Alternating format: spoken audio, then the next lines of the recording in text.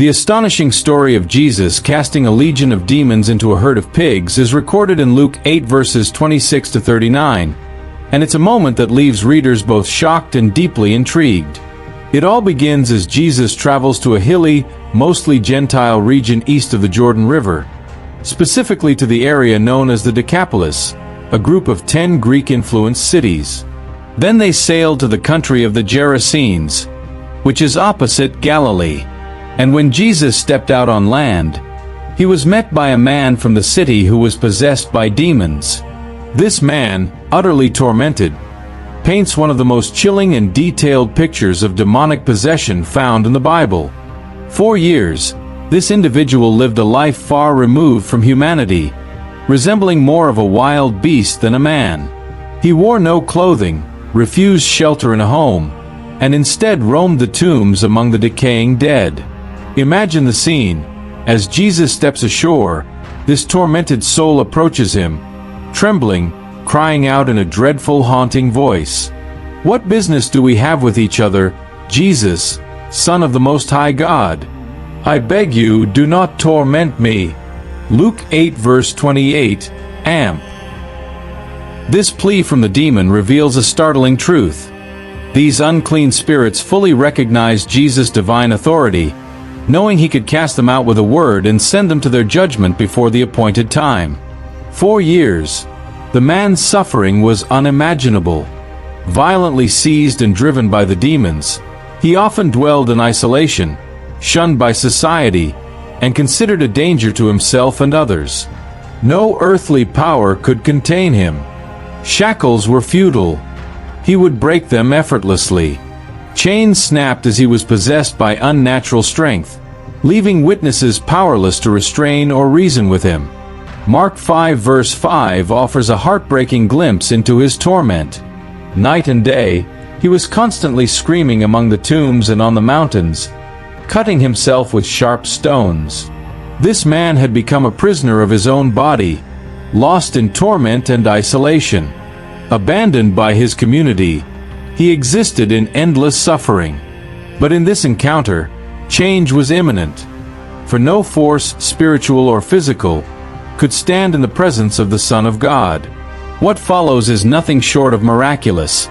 The demons' desperation, their plea for the herd of pigs, and the power Jesus displayed over them.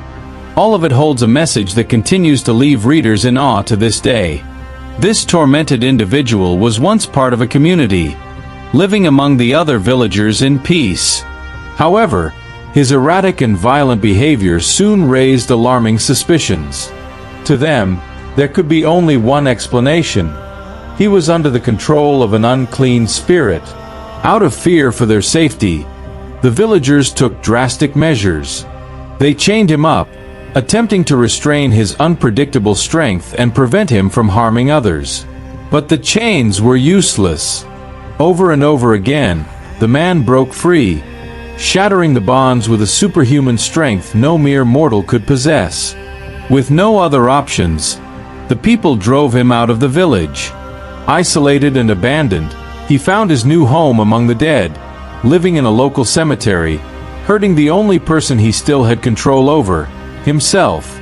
The Bible vividly describes the demons driving the man, painting a picture as clear as that of a horse being led by its rider or a ship being rowed by its determined crew.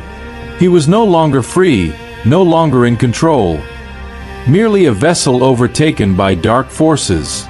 Then came the encounter. The scriptures state, "There met him a certain man." This phrase suggests something powerful. Jesus did not actively seek out this man, but rather, the man was inexplicably drawn to Jesus. Possessed, tormented, and hopeless, the man knew he could not save himself. Yet standing before him now was one who had absolute authority over the forces tormenting him. The terrified cry echoed through the hills. "What have I to do with you, Jesus, Son of the Most High God? I beg you, do not torment me." This was not the man speaking, but the demons within him. The demonic spirit resisted fiercely, reluctant to leave the body it had claimed. Demonic possession. What does it mean? Demonic possession occurs when an unclean spirit inhabits a human body, sometimes projecting its own twisted personality through the behavior and actions of the victim. While possession is a dark reality that persists even in today's world, we must be cautious, not dismissing it as superstition yet not falling into fear or obsession. The Bible offers no detailed explanation of how a person becomes demon-possessed. However, certain behaviors act as doorways to dark forces. Seemingly harmless practices such as occult games, spiritualism, New Age mysticism, fortune-telling, and magic can deceive and entrap individuals. These activities may appear alluring because they work, but it isn't a what behind them, it's a who. Demons seek human bodies for the same reason a vandal reaches for a spray can. A body is a weapon, a tool to deface, mock, and war against the Creator. They despise God's image in humanity and seek to debase, distort, and destroy it. They aim to corrupt non-believers fully, but even with believers, they seek to wreak havoc, attacking through fear, deception, and doubt. But take heart. Their power has limits. For Christians, demons operate under clear restrictions. Jesus' work on the cross disarmed them, stripping them of their ultimate power. While they can harass, deceive, and attempt to bind with fear, their weapons are no match for the authority and victory found in Christ. This story, then, is about more than possession. It's about hope. The man could not save himself. His community could not save him. But the very moment he encountered Jesus, the demonic forces knew they were powerless. Where human effort failed, divine authority restored. And for every person tormented, whether by darkness, sin, or despair, that truth remains unshakable. Jesus has the power to set captives free. Colossians 2 verse 15, amp, declares a profound truth about Christ's victory. When he had disarmed the rulers and authorities, those supernatural forces of evil operating against us, he made a public example of them, exhibiting them as captives in his triumphal procession, having triumphed over them through the cross. Yet in Luke's account of the possessed man, the demons ironically cry, "Do not torment me." It is a tragic statement, given that these demons relentlessly tormented their victim, plaguing his body, mind, and soul. The mere presence of Jesus caused the demons to tremble because they recognized his unparalleled authority. "What is your name?" In Luke 8 verses 30 to 33, amp, Jesus asks this piercing question, and the reply is chilling. Legion, because many demons had entered him. This is no ordinary possession. In Roman terms, a legion consisted of about 6,000 soldiers, suggesting the man was under the control of a vast multitude of demonic entities. Though exorcists of that time believed knowing a demon's name was necessary for deliverance, Jesus operated on an authority that far surpassed any superstition. He did not need the name to cast them out. He asked to reveal the sheer scale of the man's torment. Desperate, the demons beg, "Do not command us to go into the abyss." The abyss, mentioned in Revelation 9 verse 11, refers to a place of imprisonment for certain demonic spirits, a bottomless pit overseen by the angel Abaddon, Hebrew, destruction, or Apollyon, Greek, destroyer king. For these demons, to be sent to the abyss was to face utter inactivity, a hellish torment in itself, for even the forces of darkness prefer chaotic purpose to idle confinement. Nearby, a herd of pigs was feeding on the mountainside. Seeing an alternative, the demons begged Jesus for permission to enter the swine. In his sovereignty, Jesus allows it. Immediately, the unclean spirits transfer into the pigs, sending the entire herd into a violent frenzy. The swine, unable to endure the demonic torment, charge recklessly off the steep bank and plunge into the lake below, where they drown. It may seem strange that demons would choose to inhabit animals, yet this concept is not without precedent. Genesis 3 illustrates the serpent's use in deceiving humanity, demonstrating that even animals can be influenced by evil forces under certain circumstances. In this case, swine, non-kosher animals forbidden under Jewish law, were an appropriate symbolic destination for these unclean spirits. This dramatic event speaks to more than the possessed man's deliverance. It showcases Christ's absolute power over every spiritual force, both seen and unseen. Unlike any human effort, his words alone broke the grip of the demons. Where shackles and chains failed, divine authority triumphed. The man's restoration stands as a vivid symbol of freedom and hope, proving that no torment, no matter how severe, can withstand the presence of Jesus. Even the forces of hell must submit. One profound truth revealed in this story is that demons cannot act, even against animals, without God's permission. It is striking that they required Jesus' consent to enter the swine. This clearly demonstrates a comforting reality. Satan's power is limited. As destructive as his intentions may be, his malice is no match for the divine protection of those who belong to God. If God is for us, who can be against us? Indeed, even swine were preferred by Satan as instruments of mischief rather than for him to cease his vile work altogether. Evil is so deeply ingrained in Satan's nature that he would torment animals if denied access to people. And yet, Jesus allowed the demons to enter the herd, not because he was powerless against them, but because the ultimate and final demonstration of his authority over demonic forces would take place on the cross. Colossians 2 verse 15, amp, explains the victory. When he had disarmed the rulers and authorities, those supernatural forces of evil operating against us, he made a public example of them, exhibiting them as captives in his triumphal procession, having triumphed over them through the cross. The demons' entry into the pigs showcased the true nature of these spirits: chaotic, destructive, and deadly. The entire herd went wild, racing uncontrollably down the steep hillside and plunging into the lake, where they drowned. This vivid event serves as a stark visual of the demons' purpose: destruction, mirroring the mission of their master. John 10 verse 10, amp, makes this explicit.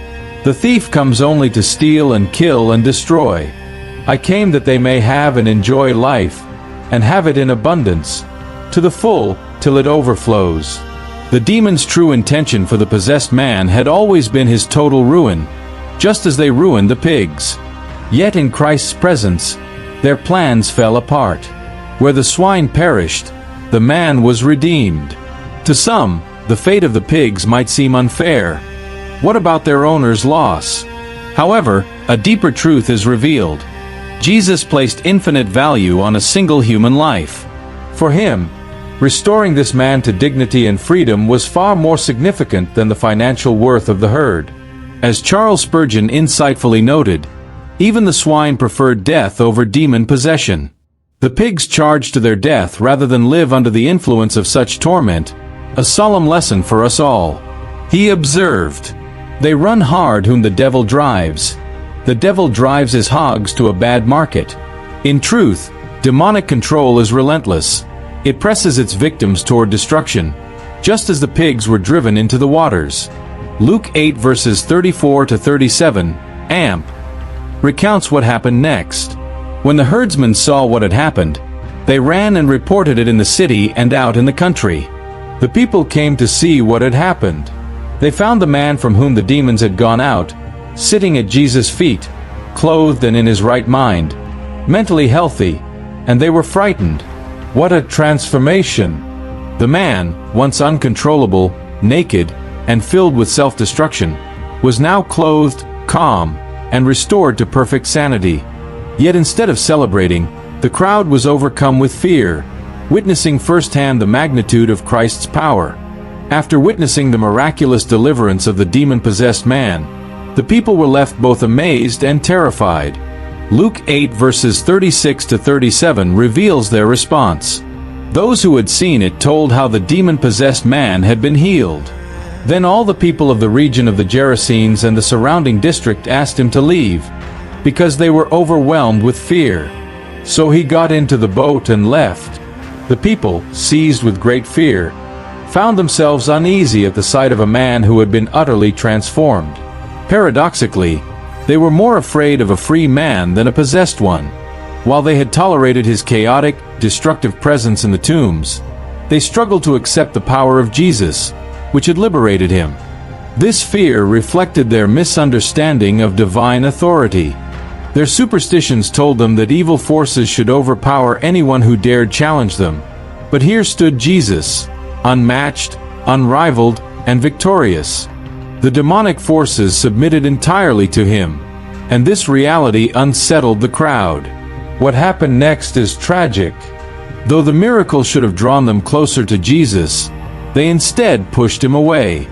The entire multitude, gathered to meet Jesus, made a terrible request. They asked him to leave. Imagine a city collectively crying out in prayer against their own blessing. It was a prayer rooted in fear and rejection rather than faith. Yet, Jesus honored their request. As he always does, he does not force himself upon anyone. He departed, stepping back into the boat and returning to the other side of the Sea of Galilee. Charles Spurgeon commented wisely on this rejection. When people are more afraid of what Jesus will do in their lives than of what Satan is doing right now, they often push Jesus away. This remains true today. Many would rather endure torment under sin than risk the transformation and disruption that comes with Christ's presence. Though the town rejected Jesus, one man's heart burned to stay with him. Luke 8 verses 38 to 39, amp, captures this poignant moment. But the man from whom the demons had gone out kept begging him, pleading, to go with him. But Jesus sent him away, saying, "Return home and tell about all the great things God has done for you." So the man went away, proclaiming throughout the whole city what great things Jesus had done for him. This man, whose identity had been consumed by torment, was now forever marked by his transformation. Perhaps for the rest of his life, people referred to him as the man from whom the demons had departed. It became his testimony, a constant reminder of God's power and grace. Before his deliverance, this man's life was chaos, brokenness, and isolation. After meeting Jesus, we find him in a completely new posture, sitting peacefully at the feet of Jesus, clothed and in his right mind. Luke 8 verse 35. This speaks to the inward change as much as the outward. His soul, once enslaved, was now at peace. It's important to notice the man's deep yearning. He begged to go with Jesus. He no longer saw Jesus as someone to fear, like the townspeople did, but as the source of everything he needed: grace, healing, and purpose. Jesus, however, gave him a different mission. Return home and tell about all the great things God has done for you. Instead of following Jesus physically, he became a missionary to his own people, an ambassador of the miraculous work of Christ. This man obeyed joyfully. He went throughout the entire city, proclaiming what Jesus had done. What a profound testimony this must have been. A man once ruled by thousands of demons was now a living, breathing testament to freedom and restoration. This story reveals an incredible truth. Jesus doesn't merely deliver, he transforms. Where there was torment, he brings peace. Where there was despair, he gives purpose. Those whom Jesus touches are forever changed, and their testimony becomes a powerful tool for spreading his name. In contrast to those who pushed him away, this man embraced his newfound life and became a walking reminder of the grace and authority of Christ. He was no longer defined by his past torment but by the great work of God. After his incredible encounter with Jesus, the man who had been freed from the grip of thousands of demons made a heartfelt request. He begged to follow Jesus. Naturally, one would think this was a noble and godly desire. Why would Jesus say no to such a plea? And yet, Jesus refused. He told the man to go back home and tell about all the great things God has done for you. Luke 8 verse 39. Why? At first glance, it's perplexing. Jesus granted the ungodly request of the frightened townspeople, who begged him to leave, but he denied this man's holy request to remain close to him. Why would Jesus seemingly reject someone whose heart longed for him? Here lies a deep truth about God's ways. His purposes often extend beyond what we can see or comprehend. Jesus understood that the ministry this man could do in his own family and community held far greater significance than physically following him at that moment. This man's transformation wasn't just for his benefit, it was for everyone around him. Jesus sent this man into the Gentile cities, where he and his Jewish disciples would have faced hostility or resistance. Yet this formerly demon-possessed man, known to all as a living symbol of torment, was now walking proof of God's life-changing power. No words could speak louder than his life. Spurgeon offers insight here. If the man feared the devils would return, then of course he longed to remain with Christ. But Christ essentially says, "You do not need to be near me. I have so healed you that you will never be sick again." The man was no longer in danger. The healing power of Jesus was complete, permanent, and unquestionable.